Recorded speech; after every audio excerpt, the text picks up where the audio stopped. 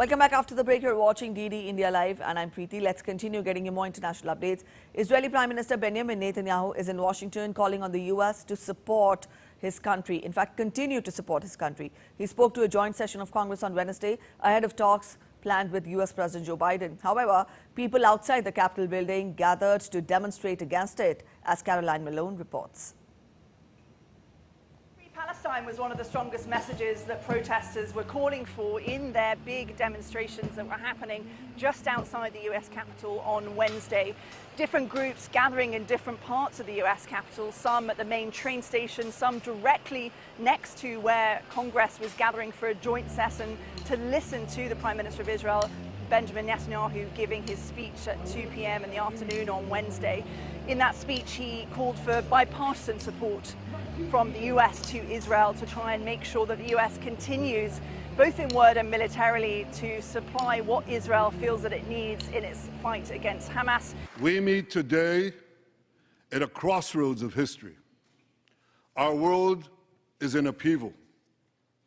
In the Middle East, Iran's axis of terror confronts America, Israel, and our Arab friends. This is not a clash of civilizations. It's a clash between barbarism and civilization. It's a clash between those who glorify death and those who sanctify life. For the forces of civilization to triumph, America and Israel must stand together.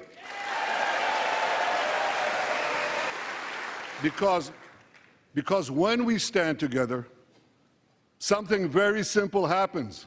We win, they lose. But increasingly, though, we are seeing these types of protests around the country, and people have traveled to Washington from different parts of the US for these protests, from the West Coast, from Michigan, from other states. We've seen it in primaries in which people decided to vote basically against Biden's policy of supporting Israel over the last few months, and increasingly concern over the number of civilians who are being killed in Gaza, the death toll on Palestinians, the impact on the education, on the health service, on everyone that is continuing to live there under very difficult conditions. You know, overall, though, the message from Netanyahu was that it's important for the US to continue to support Israel because Israel is the strongest ally that the US has in the Middle East, and that it's important to keep a united front against enemies. He didn't specify which enemies, but we can imagine, you know, there's a lot of different groups that are not in favor with Israel right now, not just Hamas, but affiliated groups, Hezbollah, and of course Iran is a big concern as well. Caroline Malone reporting from Washington for DD India.